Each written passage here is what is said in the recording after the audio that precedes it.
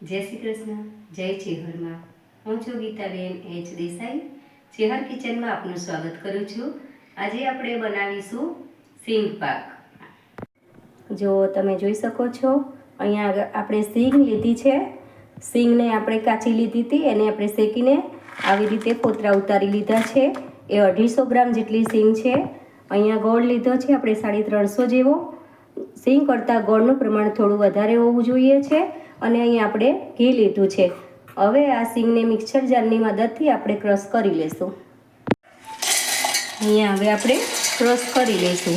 સિંગદાણા જો વધારે હોય તો તમે 2 વખત ક્રશ કરી શકો છો, અને ઓછા હોય તો 1 વખતમાં થઈ જાય છે. એટલે આપણે અહીંયા મીડિયમ જ છે તો 1 જ વખતમાં ક્રશ થઈ જશે. જો હવે તમે જોઈ શકો છો, આપણે જે સિંગ લીધી હતી એને ક્રશ કરી લીધી છે. હવે આપણે ગોળનો પાયો કરીશું.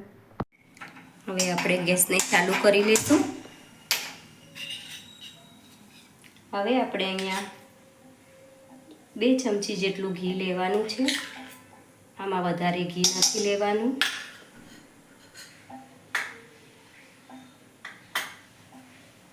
ઘીને થોડું ગરમ થાય એટલે આપણે ગોળ નાખી દઈશું.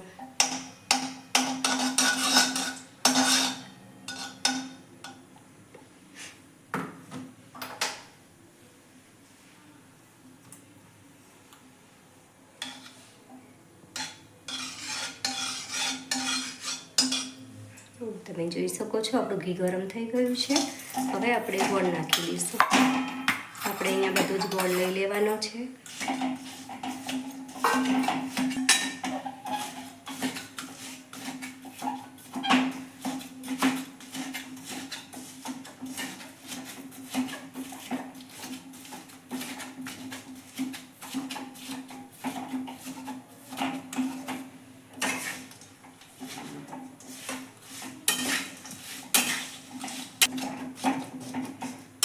જો તમે જોઈ શકો છો, આપણે અહીંયા ગોળ લીધો છે.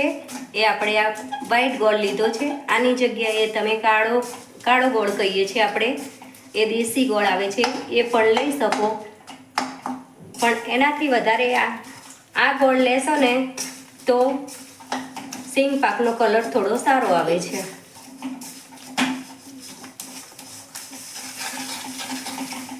જો આપણો ગોળ હવે ઓગળે છે. આ ગોળ થોડો ઓગળે એટલે તરત જ એને સિંગમાં ભેળવી લેવાનો છે. બહુ આનો પાયો નથી આવવા દેવાનો.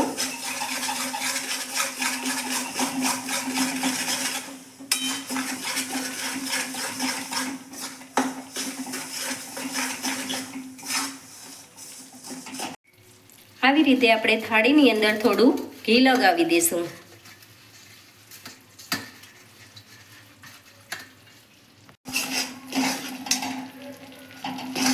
જો હવે આપણો ગોળનો પાયો કમ્પ્લીટ થઈ ગયો છે. બહુ પાયો નથી કરવાનો, એટલે આપણે આ રીતે ગોળ થાય એટલે આપણે એની અંદર સિંગનો ભૂકો નાખી દેવાનો છે. તમે જોઈ શકો છો.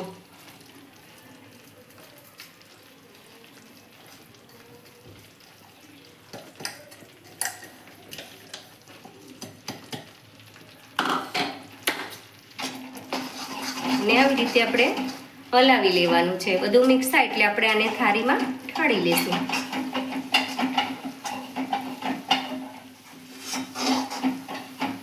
ફટાફટ 5 મિનિટની અંદર આપણો સિંગ પાક તૈયાર.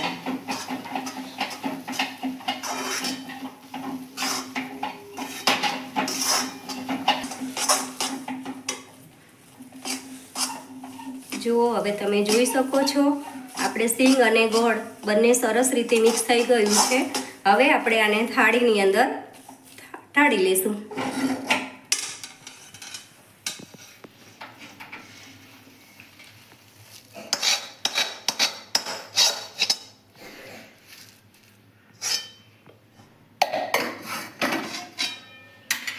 જો આપણે આવી રીતે ઢાળી લેવાનું છે.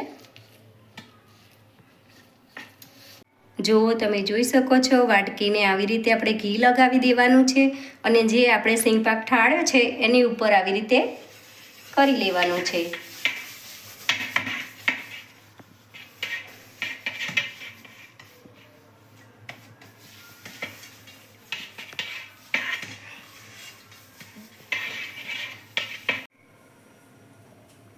જો તમે જોઈ શકો છો, આપણે સિંગ પાક અહીંયા થાળીની અંદર ઠાળી લીધો છે.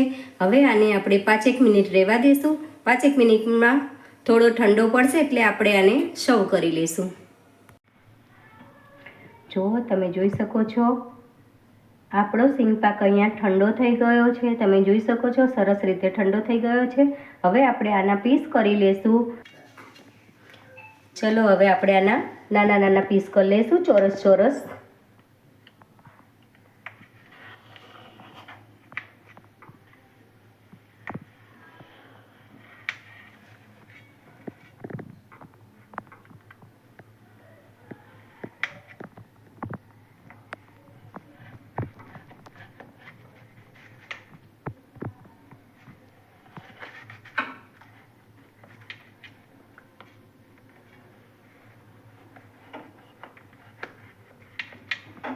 જુઓ, આપણે આવી રીતે બધાને પીસ કરી લેવાનું છે. ચલો હવે આપણે આને સર્વ કરી લઈશું. તમે જોઈ શકો છો, આપણો સિંગ પાક અહીંયા બહુ મસ્ત રીતે બની ગયો છે. આપણે હવે આને સર્વ કરીએ.